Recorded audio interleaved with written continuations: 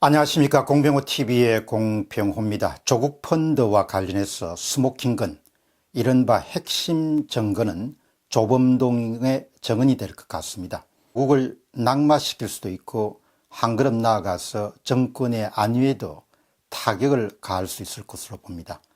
36세인 조범동은 조국 펀드의 기획자이자 운영자이자 총괄자입니다. 참고로 언론사에 의해 입수된 녹취록을 보시면은 이 조범동이라는 인물이 조국 펀드에서는 아주 대단한 그런 중요한 위치를 차지하고 있음을 확연히 알 수가 있습니다.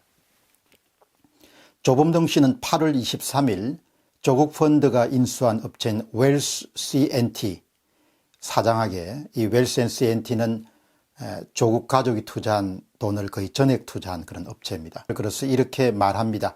이 회사는 우회 상장을 통해서 조국 가족들에게 떼돈을 벌어줄 수도 있었고, 또 상당 지분을 갖고 있던 사장에게도 부자가 될 기회를 제공할 수 있는 그런 회사입니다. 이야기는 이렇습니다. 조 후보자는 조국 펀드 돈이 어디에 쓰였는지 모르기 때문에 답변할 수 없다고 청문회에서 얘기할 것이다. 조범동 씨가 웰스 C&T 사장에게 협조해 달라고 하는 이야기죠. 조 후보자는 조국 펀드 돈이 어디에 쓰여졌는지 모르기 때문에 답변할 수 없다고 청문회에서 얘기할 것이다. 아주 중요한 것이죠.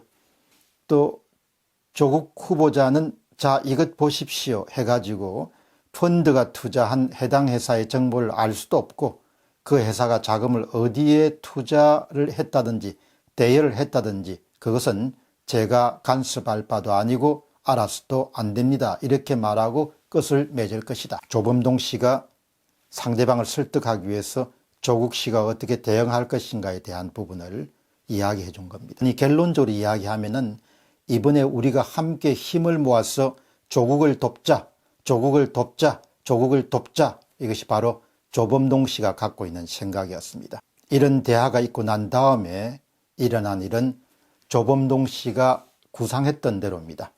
조범동의 예상한 그대로 조국은 국회 청문회와 셀프 검증 기자 간담회에서 조국 펀드에 대해서 똑같이 답했습니다. 놀랍게도 이후에 조국은 장관이 되었고, 그럼에도 불구하고 조범동이 기획한 모든 계획과 기획안은 낱낱이 검찰과 언론에 의해서 파헤쳐지게 되었습니다. 그는 더 이상 숨기는 것은 불가능하다고 판단하였을 것입니다. 자, 이런 상황에서 조범동이라는 인물이 선택할 수 있는 대안은 두 가지일 겁니다. 여러분 잘 들어보시고 여러분들은 어디에다가 손을 들어줄지 한번 판단해 보시기 바랍니다. 첫 번째는 정상적인 시나리오입니다. 가정 있는 36세의 남자가 조범동입니다. 그가 조국을 떠나서 오랫동안 해외에 체류해야 되는, 기약 없는 그런 체류해야 될 것을 그는 걱정했을 것이고, 또 그가 조국이란 인물을 등에 업고 야심적으로 추진했던 우회 상장 프로젝트가 세상에 낱낱이 까발려지고, 그 다음에 그냥 귀국해서 죗값을 받자라고 생각할 수도 있을 것입니다. 근데 이것은 정상적인 사고를 할 수 있는 사람이 취할 수 있는 상황입니다. 여러분 이 아이디어에 대해서 가능성이 높다고 생각하십니까? 또 다른 한 가지 시나리오가 있습니다.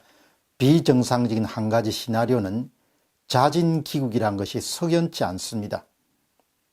그것도 필리핀으로부터 베트남으로 옮겨가서 오랫동안 체류할 것으로 예상되었고, 이미 수중에는 회사 주식을 담보로 20억 정도를 갖고 있기 때문에 생활비는 충분합니다. 본격적인 귀국이 이루어진 것이 좀 찜찜합니다. 집권 측은 조국 펀드가 예사로운 문제가 아님을 잘 알고 있었을 것입니다.